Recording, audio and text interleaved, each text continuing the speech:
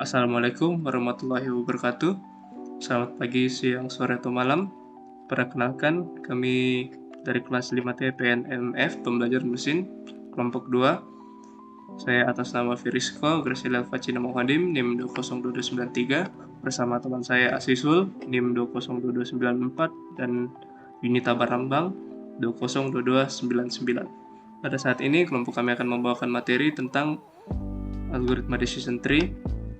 Yang pertama adalah definisi, kemudian untuk implementasi decision tree classifier di Jupyter Notebook Python. Baik, untuk definisi decision tree, saya serahkan pada Saudari Yunita. Definisi decision tree.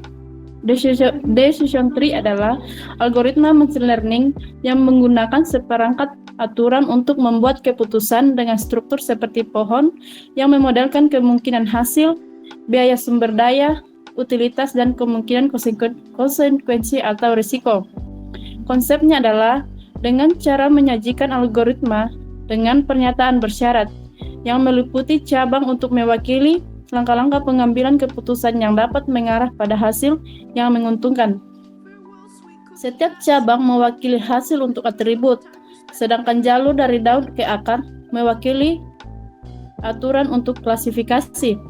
Algoritma ini disebut decision tree karena pilihannya bercabang, membentuk struktur yang terlihat seperti pohon, membuat pohon keputusan, baik itu secara vertikal ataupun horizontal, tergantung pada preferensi, membaca pohon keputusan horizontal dari kiri ke kanan dan pohon keputusan vertikal dari atas ke bawah. Mengapa menggunakan decision tree? Yang pertama, decision tree biasanya meniru kemampuan berpikir manusia saat membuat keputusan sehingga mudah dimengerti. Yang kedua, logika di balik decision tree dapat dengan mudah dipahami karena menunjukkan struktur seperti pohon. Baik, berikutnya adalah decision tree format.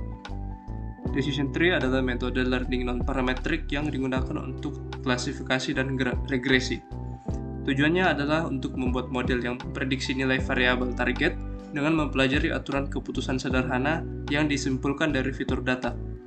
Semua pohon dapat dilihat sebagai pendekatan konstan sepotong demi sepotong atau piece by piece.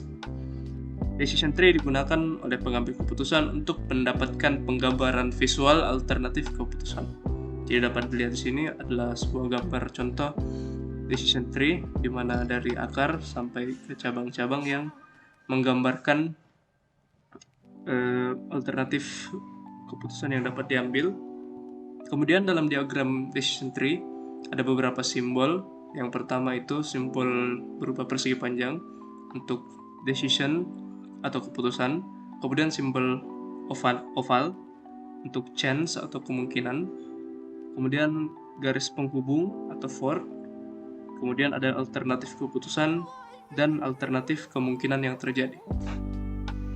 Baik, rumus dasar algoritma decision tree itu perhitungan gain dan nilai entropi. Baik, kelebihan dan kekurangan decision tree. Kelebihan decision tree yaitu sederhana untuk dipahami dan ditafsirkan, tidak membutuhkan banyak persiapan data, mampu menangani data numerik dan kategorikal, mampu menangani masalah multi-output, menggunakan model white box, dapat melakukan validasi model menggunakan uji statistik. Kekurangan decision tree yaitu decision tree dapat membuat pohon yang terlalu rumit, yang tidak menggeneralisasi data dengan baik. Dan decision tree dapat menjadi tidak stabil karena variasi kecil dalam data dapat menghasilkan pohon yang sama sekali berbeda.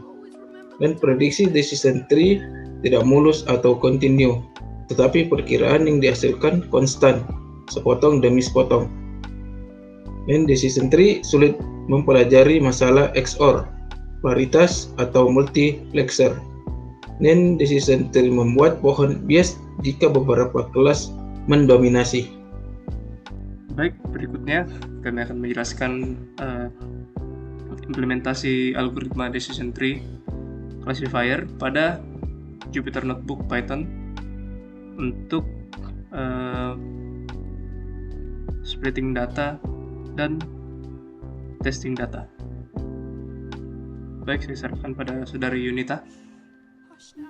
Yang pertama itu mengimpor library Pandas SPD, kedua EDT sama dengan PDRead CSV, hard failure clinical records dataset CSV, kemudian data dipanggil.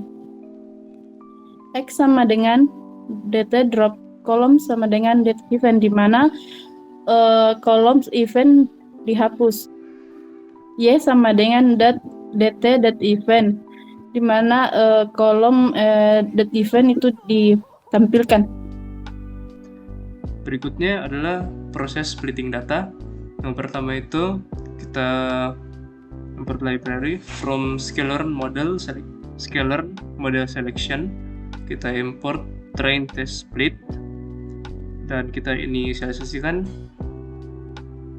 x train, x test, y train, y test sama dengan train test split dalam kurung x, y, test size-nya kita kasih 0,2 dan random state-nya 0.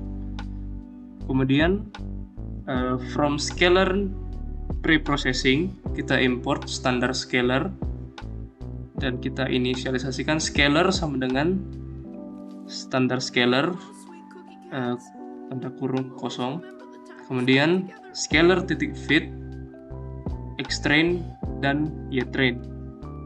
Kemudian x train sama dengan scalar fit transform x train dan x test sama dengan scalar fit transform x test untuk mentransform nilai x train dan x test. Baik, fitting data atau pelatihan data decision tree. So from scalar tree import decision tree classifier dan inisiasi tree sama dengan decision tree classifier kurung buka kurung tree dot fit dalam kurung x train dan y train dan prediksi data itu y underscore predict sama dengan tree dot predict dalam kurung x underscore test dan y underscore predict dan hasilnya itu seperti ini.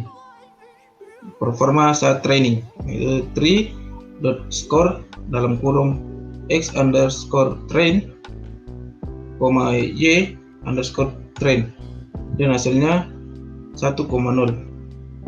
Dan performa saat testing yaitu tree dot score dalam kurung x underscore test, y underscore test dan hasilnya 0,73.